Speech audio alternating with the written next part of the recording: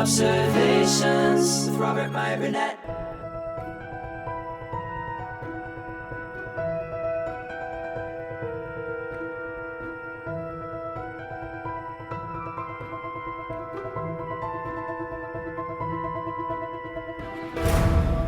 Oh, I gotta read this. This is from Mike F. Greetings, Rob, and to the Post-Geek Singularity. Let's talk about the Airport franchise. Amen. I have the box set of all 4 Airport movies right over there on Blu-ray. Back in the 1970s, by the way, there is a great book on 70s films called The Stewardess is Flying the Plane, which I also have right over there, that I recommend. Anyway, here we go. Greetings, Rob and the Post-Geek Singularity. Let's talk about the Airport franchise. Back in the 1970s, there were a lot of disaster films that were released that have star-studded casts. There is The Poseidon Adventure, starring Gene Hackman, Ernest Borgnine, Shelley Winters. Earthquake, starring Charlton Heston, Ava Gardner, and George Kennedy. The Towering Inferno, starring Steve McQueen, Paul Newman, Faye Dunaway, and Fred Astaire. The Hindenburg, starring George C. Scott and Anne Bancroft. And then there's also the Airport franchise, which consists of 4 films. The first Airport film, titled Airport, was released in 1970. It stars, I believe is it Arthur Haley, not the guy who wrote Roots. I forget. But Airport's based on a novel. The first Airport film, titled Airport, was released in 1970. It stars Burt Lancaster, George Kennedy, Jacqueline Bisset, Dean Martin, Gene Seberg, Maureen Stapleton, and Helen Hayes, who won an Academy Award for her performance in this film. Airport centers on an airport manager trying to keep his airport open during a snowstorm while a suicide bomber plots to blow up a Boeing 707 in flight. The film was a commercial success and surpassed Spartacus as Universal Pictures' biggest moneymaker during that time. The film also received 10 Academy Award nominations, including Best Picture and Best Adapted Screenplay. It won only one, which is Best Supporting Actress for Helen Hayes.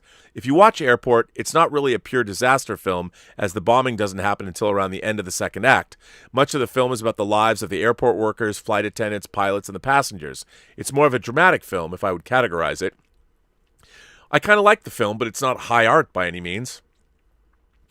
The success of Airport led to the 1974 film Airport 75. It stars Charlton Heston, Karen Black, Gloria Swanson, Sid Caesar, Linda Blair, Helen Reddy, and George Kennedy again, reprising his role from the first film of Petroni. I added Petroni there. The plot of Airport 75 concerns the dramatic events aboard an airborne Boeing 747 when a small aircraft crashes into the cockpit, causing the fatalities of the senior crew and the blinding of the pilot with no one on board qualified to take the controls. I thought the film was ridiculous, but fun.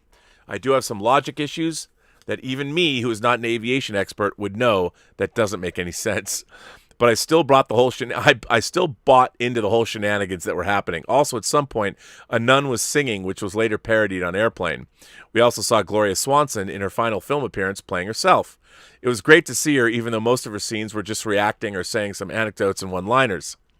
The MVP of the film is Karen Black, who played the chief flight attendant who has to fly the airplane herself after the shenanigans happened. I thought she was great in it and was able to feel the stakes because of her character. Overall, Airport 75 is not a good movie, but it is quietly entertaining.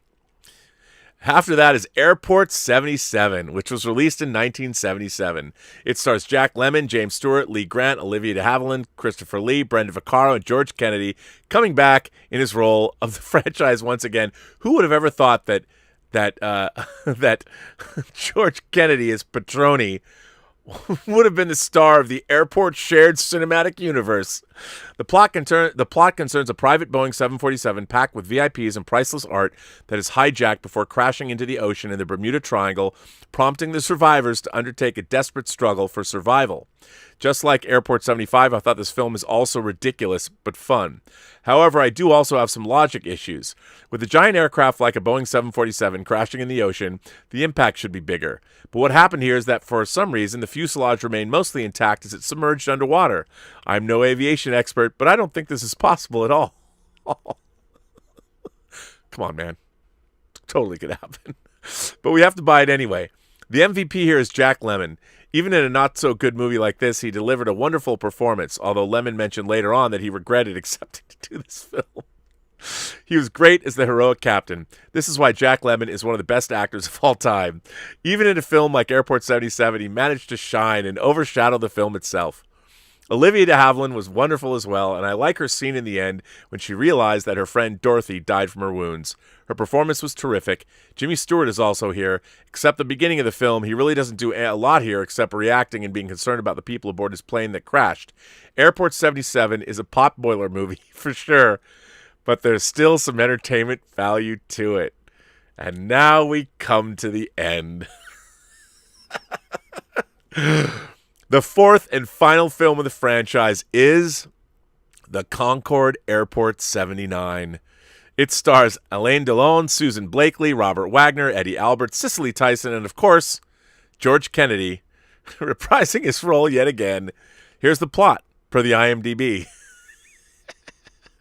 In order to survive a flight headed for the Moscow Olympics, passengers of the Concorde must endure aerial acrobatics to dodge missiles and survive a device that decompresses the plane. I haven't seen the film yet, so I cannot comment about it, but if you've already seen it, Rob, I would like to hear your thoughts. But based on reading that premise, it already sounds ridiculous. Okay. Anyways, that's all my letter for now, and I hoped you enjoyed looking back on the Airport franchise. I wouldn't mind if you would do a whining about any of the films because I think it would be entertaining, or even any of the 70s disaster films. Thank you for reading, and live long and prosper. That comes from Mike F. Bruh.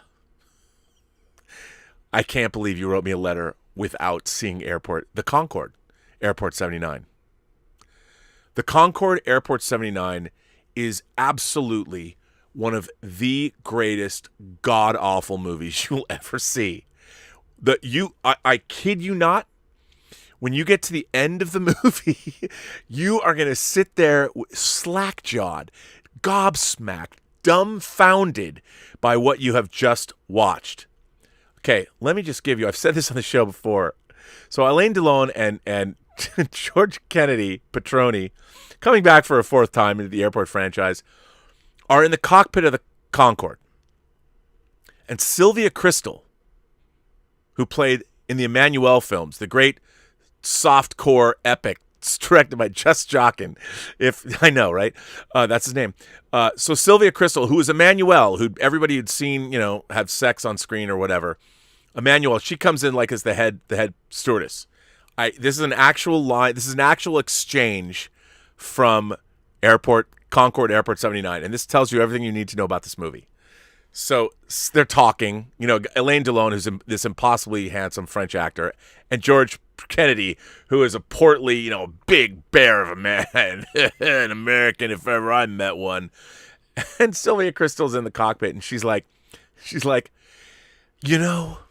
you pilots, you're such men. George Kennedy looks at her and goes, they don't call it the cockpit for nothing. I kid you not. That's actual dialogue from the film. Now, as a child of the 70s who loved building model kits of airliners, I loved 707s, I loved 737s, I loved DC-10s, I loved 747s, and if you could get a Concorde model, that was the shit too. But there was nothing, the reason that I loved to build models of airliners, my favorite, by the way, was the 747. I had a Braniff International 747, which had the orange and the white tail, BI.